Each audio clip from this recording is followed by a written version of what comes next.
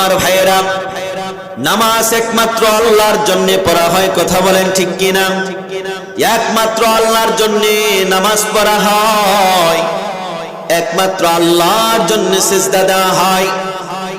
আর আমার আর আপনার মধ্যে যদি লৌকিকতা থাকে, মানুষ কি বলবে, মানুষকে দেখানোর জন্য, ইবাদতের মালিক হলো আল্লাহ, ইবাদতের মালিক আর কেহ না, কথা বলেন ঠিক কিনা?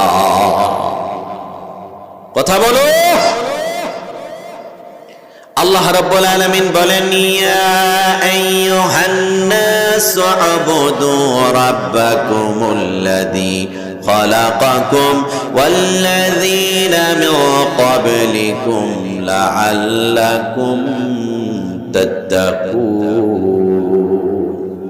আল্লাহ রাব্বুল আলামিন বলেন, ইয়া আইয়ুহান নাস,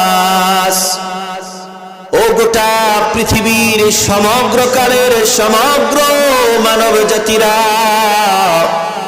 উবুদু রাব্বাকুম, ইবাদত করো রবের। কার? জোরে বলি কার? ইবাদত করো রবের।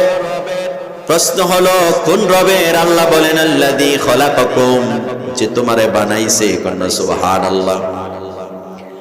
প্রশ্ন হলো আবার, কে আমারে বানাইলো? ওয়াল্লাযীনা মিন ক্বাবলিকুম, সুবহানাল্লাহ। আরে নাদান, যে তোমাদের পূর্ববর্তী জাতিদেরও বানাইছে। কন্যা সুবহানাল্লাহ। আল্লাহ রাব্বুল আলামিন বলেন, কেন ইবাদত করবা? লাআল্লাকুম তাত্তাকুন, যাতে করে আমি আল্লাহর মুত্তাকি বান্দা হতে পারো।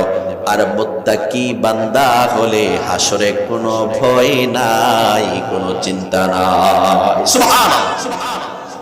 কি হতে পারলে ভয় নাই? সবাই